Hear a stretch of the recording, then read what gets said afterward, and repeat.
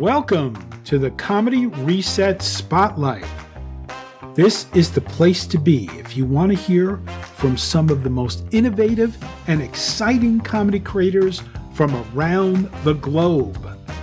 On this podcast, you'll hear from a variety of guests who are pushing the boundaries of what comedy can be. If you're looking for fresh perspectives and new ideas, this is the podcast for you. Episode 2. Stand-up comedian, poet, and Kentuckian, Cathy Perkins.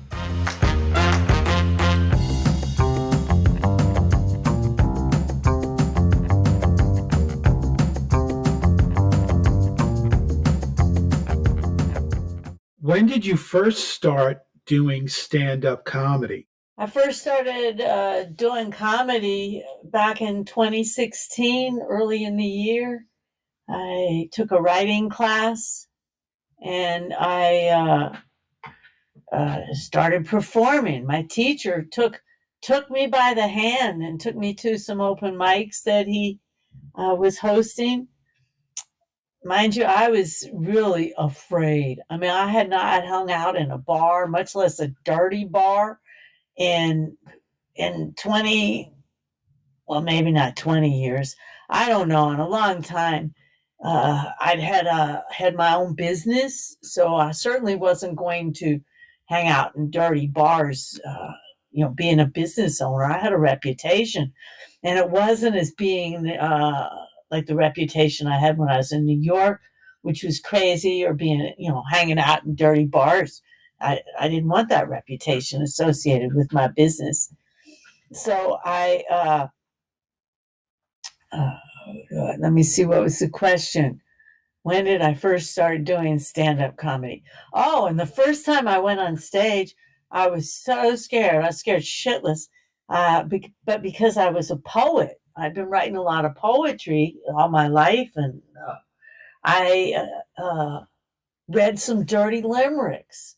Yeah, I think one of the first limericks I started out with was something like, I'm 61. I used to have tons of fun. Now I rarely remember to Mistress Bait. It takes power tools to get me to she ejaculate.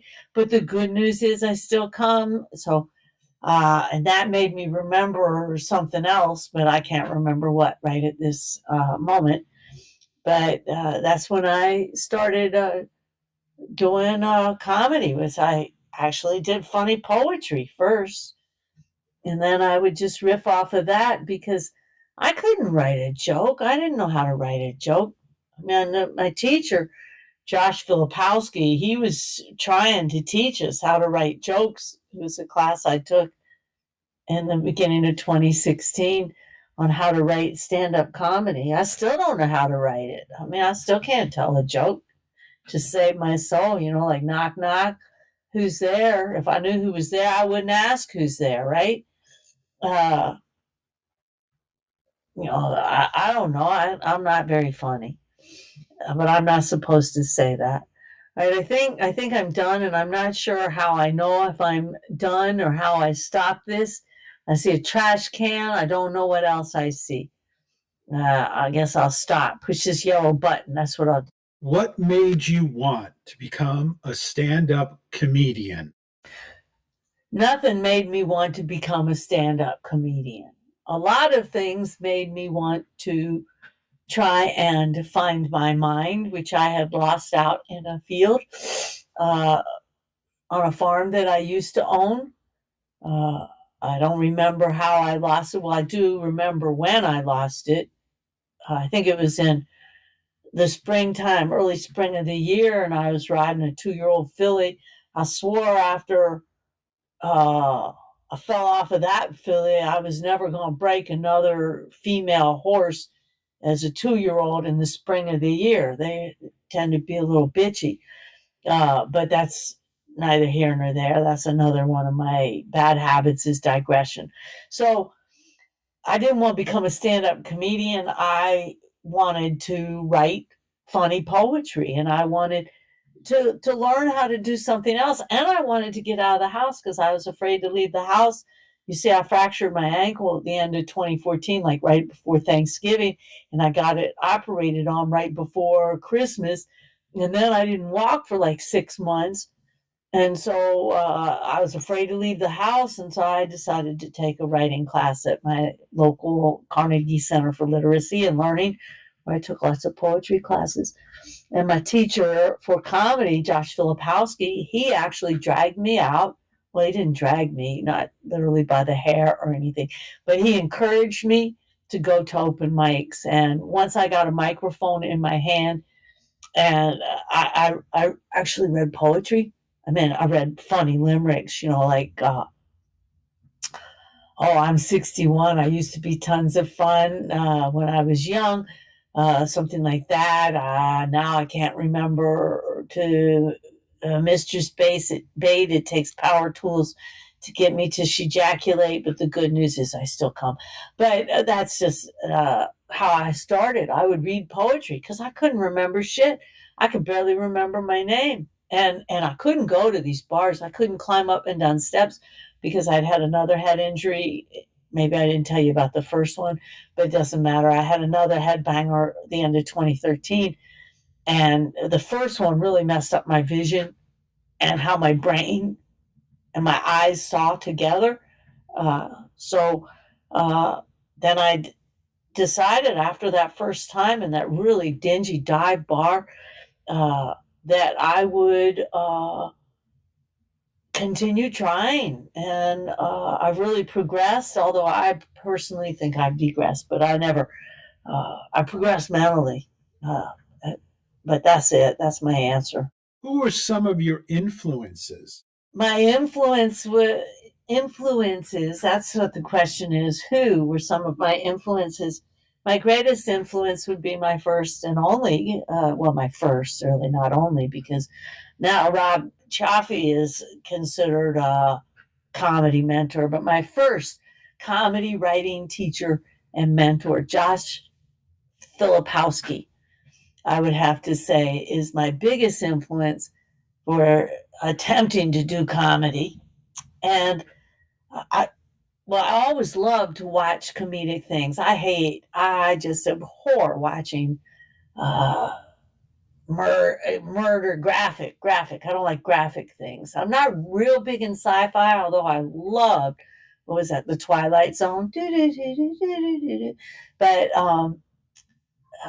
graphic violence, blowing. I'm not real big in that. I loved watching Red Skelton. I loved watching the Dean Martin show. Oh, the Honeymooners. We can go back, Jackie Gleason. And I used to love watching the Jackie Gleason show with those really neat dancers that he used to have. And Steve Martin, I loved him. I loved Carol Burnett, Joan Rivers. She's a hoot and a half. And I love watching like Lily Tomlin. So I was always a big fan of comedy. So just about everyone that I saw that made me laugh was an influence for me. I have a terrible time, and always have, remembering people's names. I have a worse time now after the headbangers, remembering names and events, or putting, you couldn't ask me to tell you a Carol Burnett joke. I couldn't do it. I don't think. I might be able to. Who is that other woman? That Phyllis Diller. She was a hoot and a half. I love watching her when I was young. But so just about anybody who made me laugh is one of my are my influences. I guess that's it for that question. What was your first time on stage like? This question is, what was my first time on stage like? Well, I can't say it was really a stage. It was, a microphone and a whole bunch of sound equipment at a mixed open mic at this place called the Patchen Pub. And I was scared to death. That's right. Fortunately, back then, I think I was about 60 back then, or 61, I can't remember. But I had bladder control Can you believe that? I had bladder control when I first started doing comedy, and now if I cough, I piss myself. I'm just saying, it's terrible. But I read poetry. Yeah, I read limericks, actually, dirty limericks. Like there once was a girl named Adorn who loved to blow into horns. All the boys took her their reeds, and she blew out their seeds into fields of wheat and corn. That was one of them. I don't know if that was one of the ones I used the first time I was on stage. But I was like, just about like any other first time comic, too. I tended to be maybe a little more graphic than I should have. I talked about, sex. Well, I still talk about sex, but coming, yeah.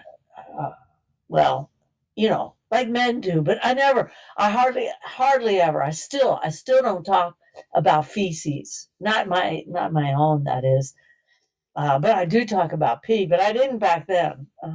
And I'm digressing again.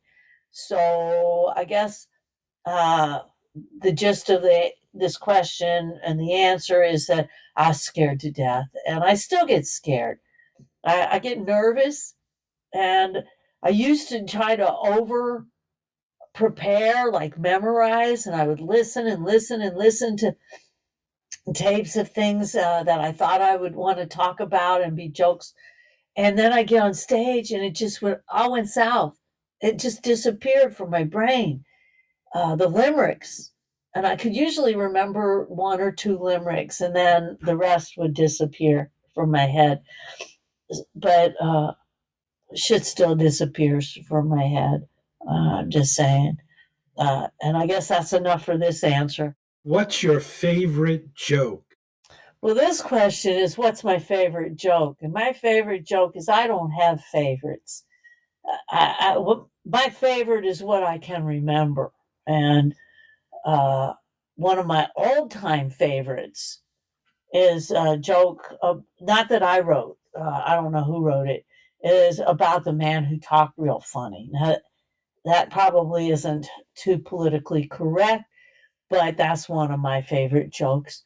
And the golfing joke about the woman who was all pissed off at her husband because he was always golfing and he never took her. And so he came home one day and gave her a present of lessons with the golf pro. So she, when she got good, then she could start playing with him.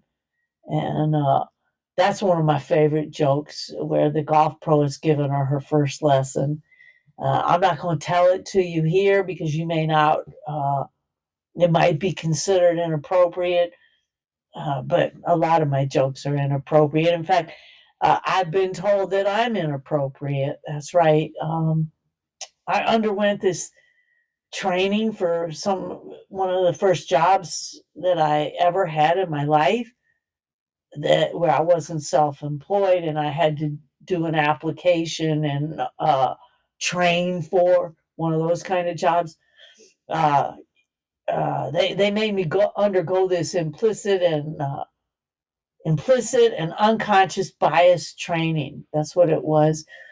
And in doing that, I learned that I'm really messed up. I'm like super biased. I'm super, I guess I'm super stereotypical, super racist. I don't know. I'm just inappropriate. That's all I can tell you.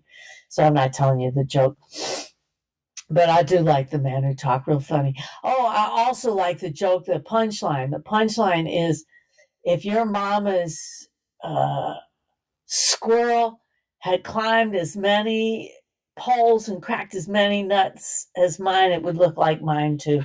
Yeah, that's the punchline.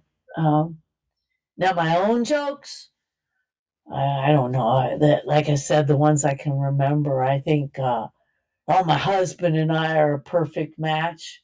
We both have bad memories. Neither one of us has ever remembered our wedding anniversary. And we both hate paperwork. And that's why we're broke and still married. And here's the big one: we both hate talking to each other. Yeah, ha ha ha. But that's not my favorite, but I just remembered it. All right, that's my answer. I'm sticking to it. What's the worst heckler experience you've ever had? The worst heckler experience I think I've ever had, that was the question. What's the worst heckler experience you've ever had? Was at a bar in Frankfort, Kentucky. And there were two or three guys sitting there. There was nobody at the bar and the bartender. And then I think there were three or four comics, and that's it. And the two guys, I think it was two, might have been three, I can't remember. But they were so drunk and they didn't stop talking the whole time anybody was performing, but even worse when I was. So I thought I would work on my heckler, how to handle a heckler. And it got so out of control that they took over the show. I finally just said, there's no point in me continuing after a couple of minutes of trying to deal with them because I wasn't dealing with them. They just were totally oblivious to anything I said. So that might have been the worst heckler experience I've had. And the best heckler experience I've had is when my friends heckled me. And I dropped the F bomb at the local comedy club where we were explicitly told that we could not use F or C words, although they meant just one F word and just one C word. But they always stated it as you cannot use F or C words. And I never did make that set. I wanted to make a set where there was no words in it that started with F or C, but I never did. But that's my worst heckler experience, those drunks in that bar in Frankfort, Kentucky. What's the best gig you've ever had? I'd say one of the best gigs I've ever had was a gig that Mr. Bikey Reynolds, comic in Louisville, Kentucky, he put on a regular show once a month at a place called Lavish Looks, and he booked me to do his show. And I just went rogue, and it was so funny. I loved every minute of it. Um, just just being free up there on stage and being funny. That was probably one of the best gigs I've had. Another good gig was performing with getting booked on a show with a friend of mine named Dee Dee Rainbow, aka Deborah Falk, and it was just amazing to perform on the same stage as she was performing on. There were a couple other comics, some big names that I don't know because I don't know anybody, and I forget everything. I think I mentioned that before, but if I didn't, I'm not going to mention it now because that's not the question.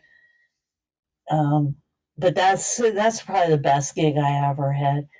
One of the first really good experiences I had was doing comedy off Broadway's competition.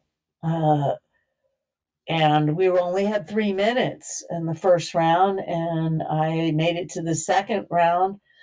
But I ended up talking about the difference between fellatio and blowjobs. And there was a guy in the audience that spurred me into this because I was talking about playing the clarinet and how big and black it was. But that's going into the land of inappropriateness again. But I want to tell you though, when I did do that at Comedy Off Broadway, I mentioned earlier that they have this rule you can't use the F or C word. I did 3 minutes. That's one of the first times I ever did 3 minutes without saying the F word. You know, F EFFUCK. Right? That's how you spell it, right? I don't know. That's how you spell EFF, right? And U, and how do you spell C? Oh, you spell U as U, and C is CEE, and K is just the letter K. So EFFUCEEK. There you go. That was I did it I didn't say that word in 3 minutes, and that was a really good gig, but I didn't get paid for that. Just saying. That's my answer. What's the worst gig you've ever had? The worst gig I've ever had are all the gigs where I bombed and got no laughs at all. Now, don't ask me when that was because I don't remember. I'm one of these people with bad memories, and if my memory were any worse, I wouldn't have a bad memory. I'm just saying. I try to avoid the things that are really bad in my life. Now, there are a few I haven't been able to shake, but that's because they're so bad. But I try. I try not to remember the really bad.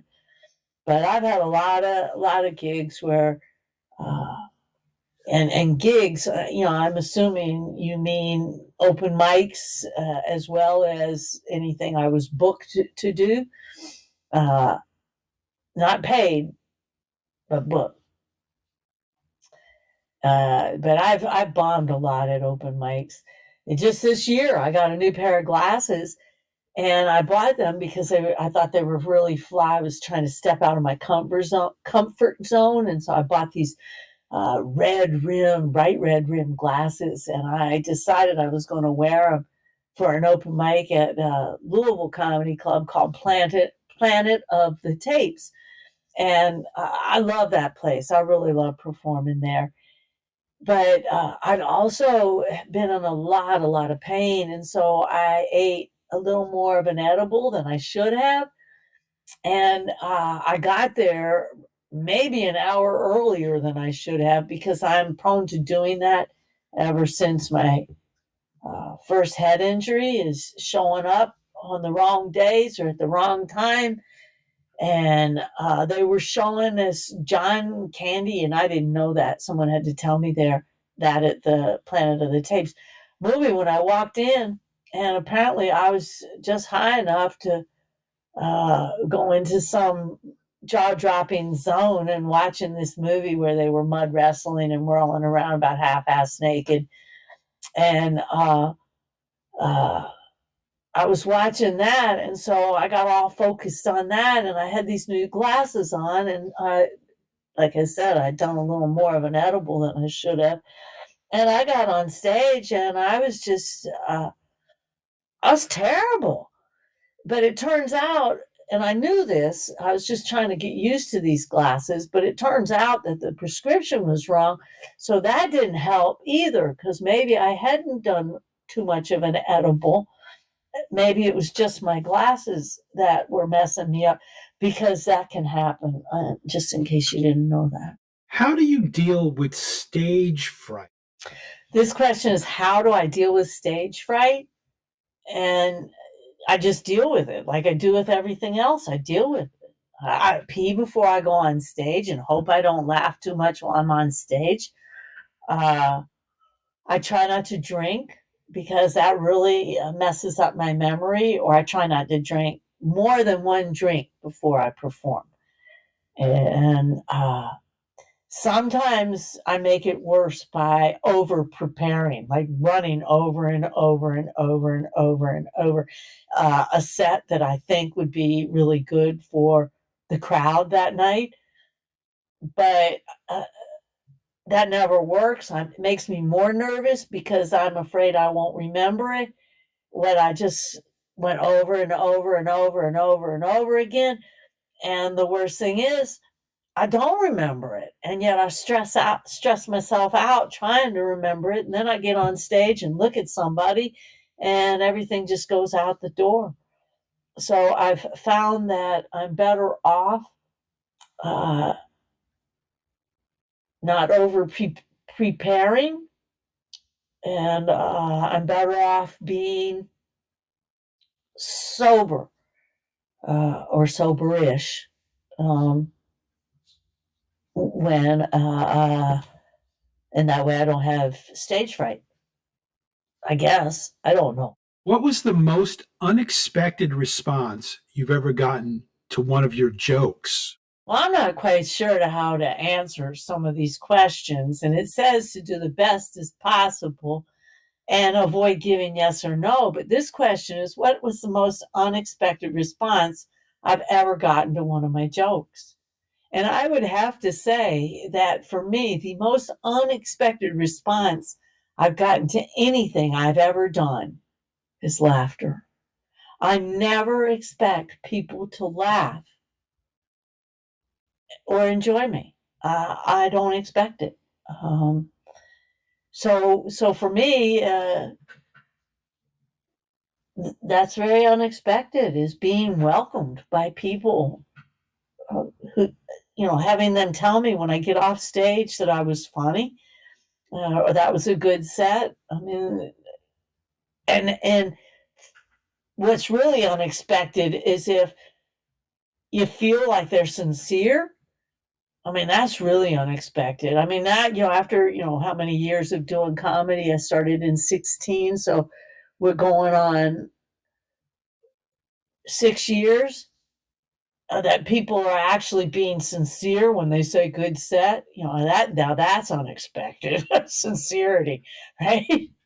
So I guess my answer is sincerity and laughter are some very unexpected responses to anything I say. How do you prepare for a show? Now, this question is, how do I prepare for a show? Uh, I try to read over my material. Now, I take a backpack with me. I used to take a big bag, and it's progressed to a backpack. And I have what they call mnemonics, things to remind me of things I want to talk about. But when you only have 5 minutes, it's really hard to bring out, something from your bag and go, oh, I just wanted to talk about this. Um, like I used to carry around a teaspoon because that's how much my research indicates a man ejaculates on average. And so for me, these things would spur memories. So having the right mnemonics with me, that's one way that I prepare for a show. You know, packing my backpack so it has everything I'm going to need is another way. Now, I used to have every book that I'd written in my backpack, and it just got so heavy. But also, there's just so much material, and then I'd read all this material, and I wouldn't know what to do, and I wouldn't know what to do, and then I still wouldn't do what I decided I was going to do. And so I quit trying to prepare that way for a show. I just try to remember as best as I can what my memory allows me to remember. And typically, it's what's the freshest in my mind. So I forget a lot of my old stuff that was funny. In fact, sometimes I'll only do something once or twice, and then once I've done it, it's like gone. I don't do it again. I don't like repeating myself. I guess I'm afraid of what's that, Alzheimer's or senility. And I just feel like a damn fool, getting on a stage and saying the same thing I said on the stage I was on yesterday or the day before. I just, like, you've heard it. Now I need to go on to something new. But, and then now that I've been taking all these classes on how to write a joke, I realize I have very few jokes.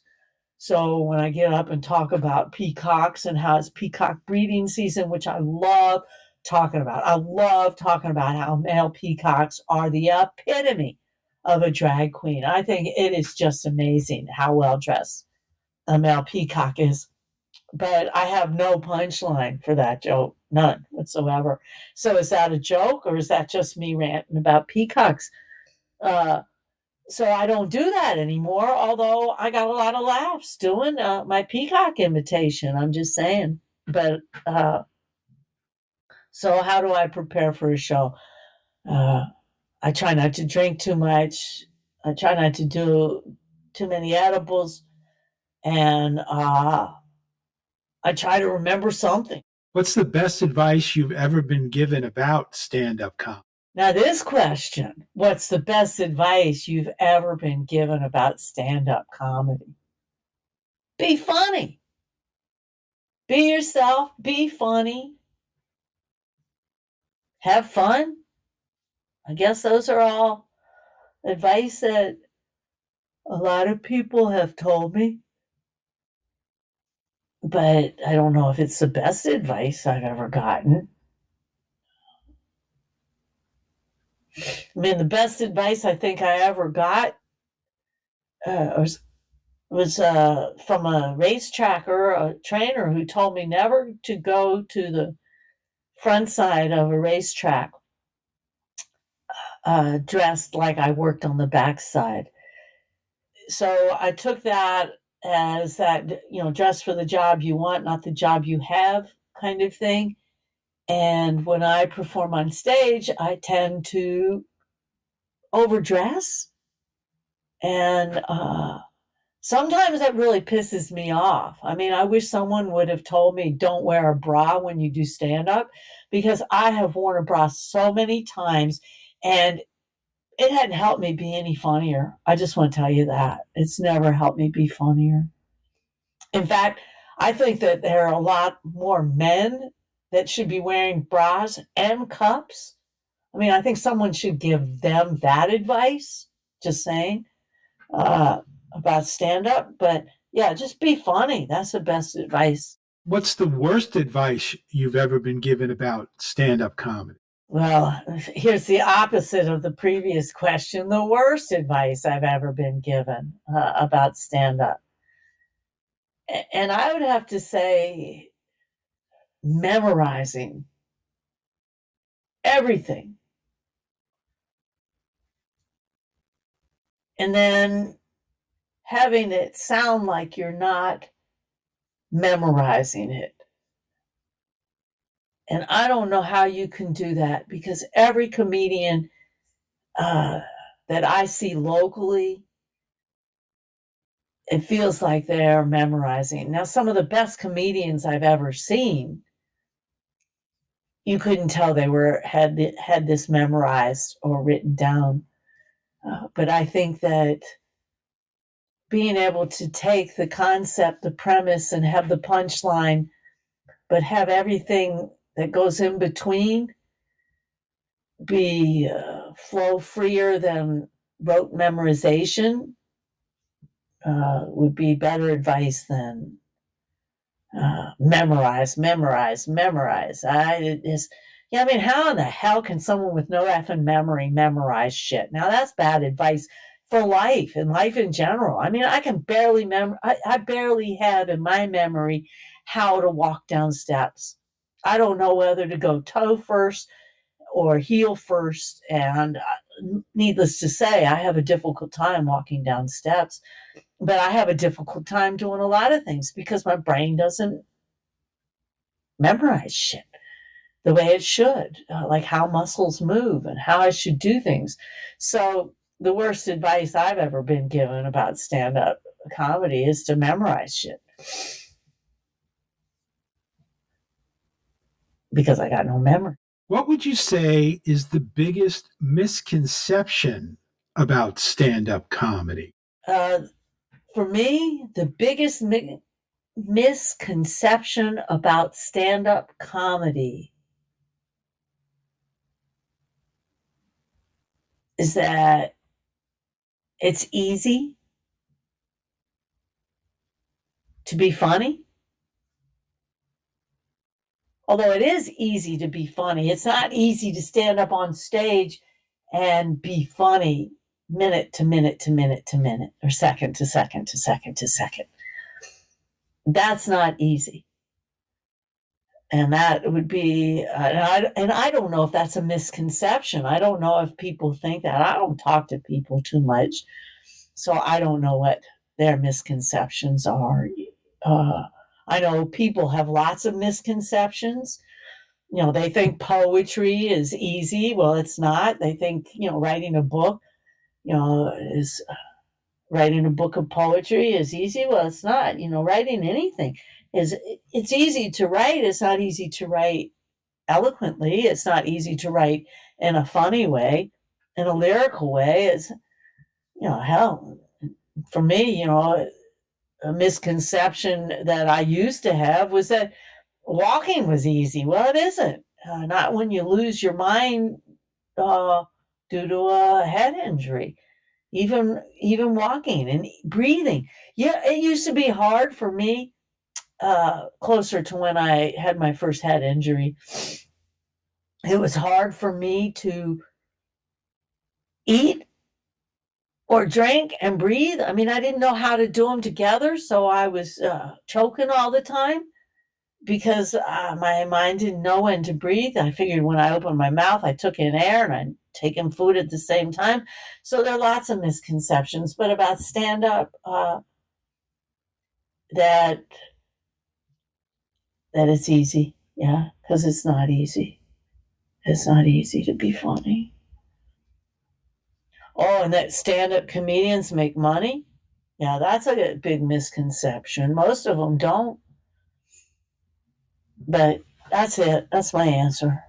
What do you believe is the key to success in stand-up comedy? So this question is, what do I believe is the key to success in stand-up comedy? And for me, this is one of those really difficult questions because philosophically, what does the word success mean? Uh, does it mean that you're financially solvent, that you're making money doing it, whether you're funny or not? Does it mean you're funny and you're not making money? So the key to success is first to determine what your definition of success is, and then to put that into the world of stand-up comedy. So for me, to be successful in stand-up comedy would be to be funny nonstop. Every time I got on stage, every time I got a microphone in my hand or I performed online, that people had a good time listening to me. Now that's what I would consider successful. For me to be a good comedian would be better than being a rich comedian, mainly because I find it very difficult to pimp myself. I find it very difficult to blow my own horn, unless it's my own horn, like in the basement where nobody's judging me, I can blow that horn. But to sell myself. I mean, that is prostitution. And my daddy told me I couldn't charge for me being me. So I obey. That's what I'm just saying. But I find it very hard to market myself. I find it very hard to kiss ass and play the game that it takes to be financially successful. But also, there's another thing to success. And for me, I'm not willing to be uncomfortable to be successful, which means things that uh, things that don't work for me anymore, like bright lights, dealing with them every night, day in and day out, and making it a job to travel and be there on time and be funny on time and remember all the shit that you're supposed to remember and not go off script and not do all this shit and then have to do it whether you want to or not because you've been booked and you've been paid. And to me, that's not successful. To me, that's more like being unhappy. I mean, I like being comfortable. I don't like living out of hotels. I don't like moving too fast because I can't. I don't like stress. period. What do you think is the biggest obstacle that stand-up comedians face? For me, the biggest obstacle that stand-up comedians face is the biggest obstacle that most humans face, and that is themselves. That's my biggest obstacle, is overcoming me, overcoming my idiosyncrasies, my fears, my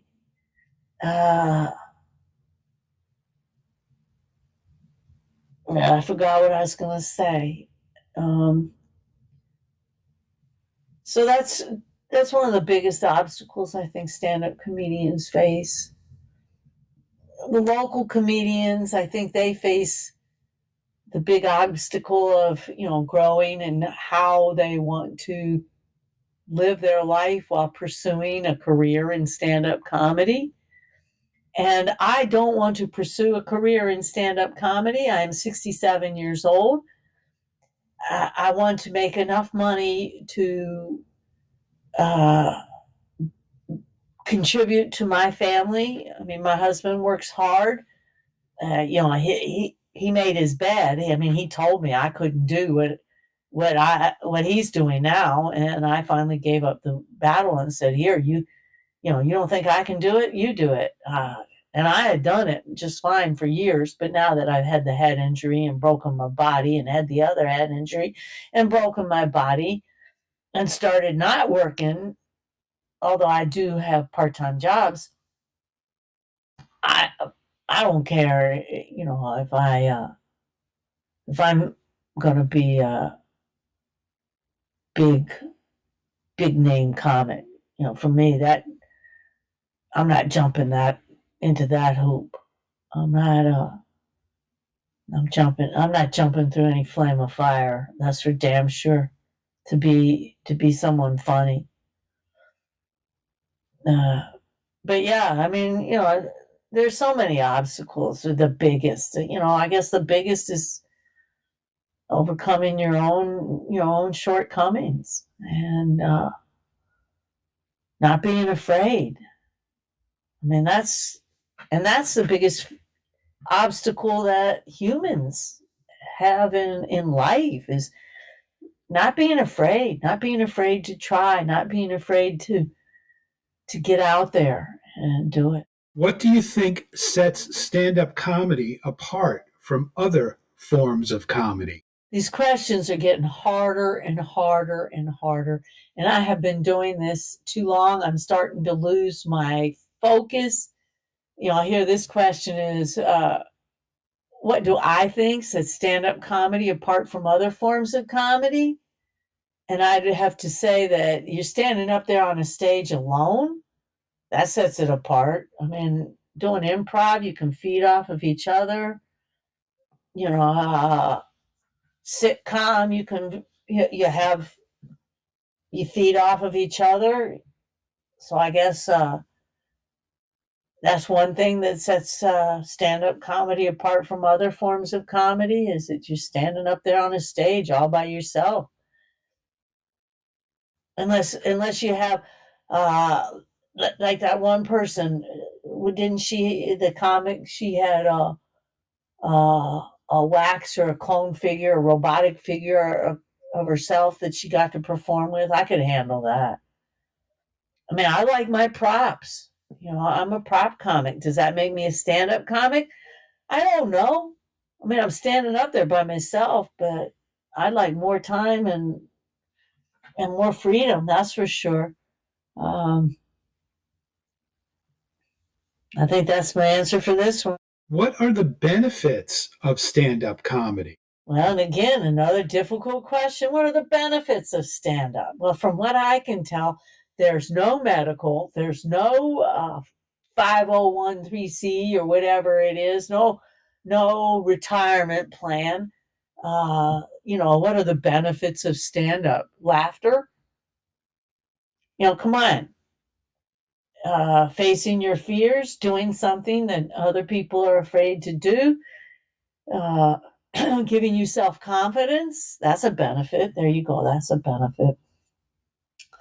It's like my profession, and I am a professional, but not in stand-up. Well, I am because I have gotten paid a few times, but I am a thoroughbred owner and trainer of racehorses, and I used to be a farm owner, and I used to say that the benefits, were low pay, long hours, hard work, plenty of fresh air, right? You know, things that I love. So for me, you know, I guess the benefits for me of stand-up comedy are low pay, late nights, uh, and and laughter. What's your process for writing jokes? All right, I don't write jokes. This question is, what's my process for writing jokes? I don't write jokes. I'm trying. I joined this group called Joke Zoom during the pandemic, and they just keep it in your head. Constantly remind you that a joke is the setup, the premise, the setup, and the punchline, and that you have to have one. And I'm still working on that. So I just write, and I write some more. What's the most important thing for a stand up comedian to remember? According to all my instructions, the most important thing for a stand up comedian to remember is their sets, their timing, their use of the stage, their punchlines. This is a very short answer, but I am getting fatigued. Uh, What do you think are the best techniques for dealing with hecklers? Hecklers, how do you deal with them? What are the best techniques? I don't know. For me, thanking them for being so kind as to interrupt, that might work, but if they're really drunk, they don't care if you thank them or not. Trying to include them in, that doesn't work because they'll take over the show or the stage. Uh, Picking on them, I can't do that. I have a hard time being insulting to people unless I'm driving a car. Then I can insult anybody. What do you think are the biggest mistakes that stand up comedians make? I think some of the biggest mistakes that comedians make is being too graphic, being too self-involved. I personally think the repetition of ideas becomes tiring, that I get tired of hearing all the different comedians talk about um, their children or their spouses. You know, I like the comedians that talk about things I've never heard before. So, but being graphic, I think sometimes just because, and long winded. And I become so long winded sometimes because I do digress. I'm terrible at it. And then I lose everybody in the digression, or the digression becomes funnier than what I originally started with. And then I forget my way back to where I once was. And then there is no punchline. And I'm almost ADHD. And that might be a big mistake too. What is the best way to learn stand up comedy? The best way to learn stand up is to stand up there and do it and continue to do it and continue to do it and listen to other comedians and write and write and write and write and have fun. And that's the best way to learn. Watch, listen, laugh, and write. What do you think is the best way to improve as a stand up comedian?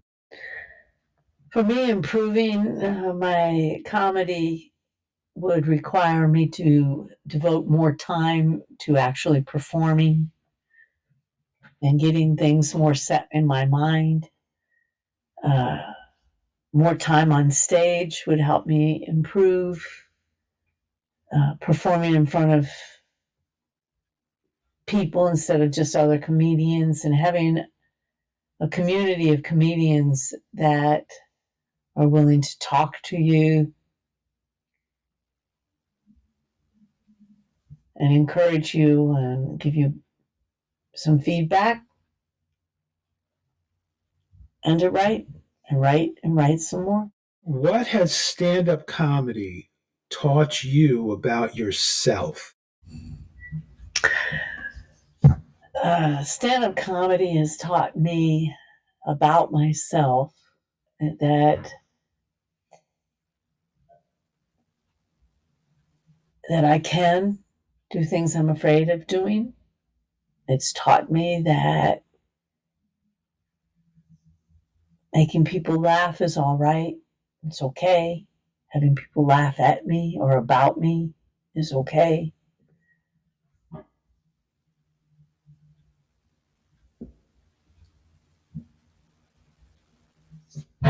I guess there's not much I don't know about myself at this age. There's a lot I forgot that comedy has brought back to me.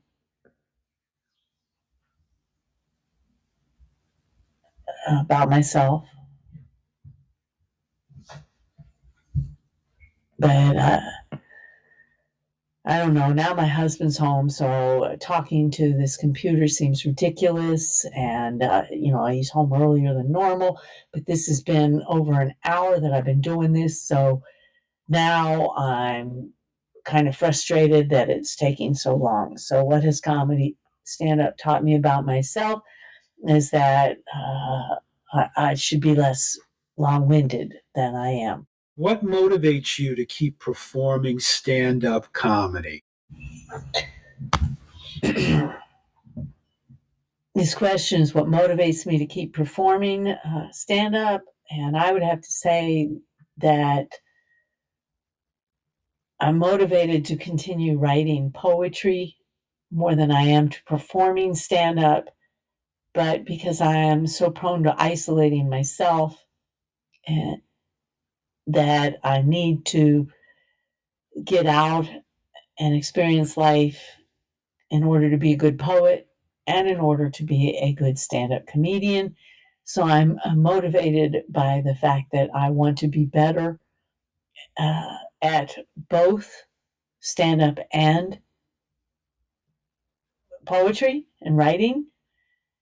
And so wanting to be better and to do the best job that I can do at both of those things is what motivates me. What advice would you give to someone who's thinking about doing stand-up comedy? Best advice I can give to someone who's thinking about doing stand-up comedy is to do it, but to not quit their day job.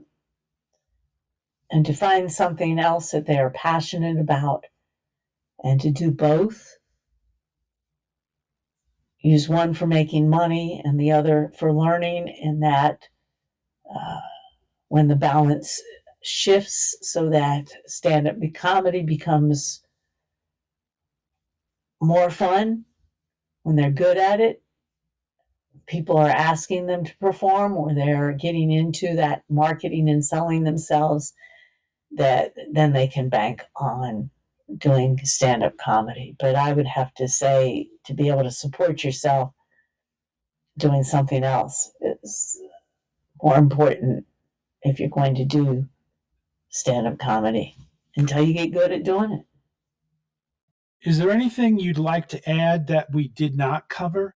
This last question is probably the easiest, and that's, is there anything I'd like to add that you did not cover? And I would have to say that the length of this podcast or whatever it is, all these questions and how hard some of them are and how philosophically incomplete, or are open, I should say, philosophically open they are to so many different answers, just makes it so much more difficult. So I'm glad this has finally come to an end, and that's all I have to say. Thank you. I've been your host, Rob Chaffee. Don't forget to laugh today. It's good for you. Comedy Reset Spotlight is a podcast that brings you today's freshest and funniest comedy creators. If you like what you heard, please subscribe to hear more.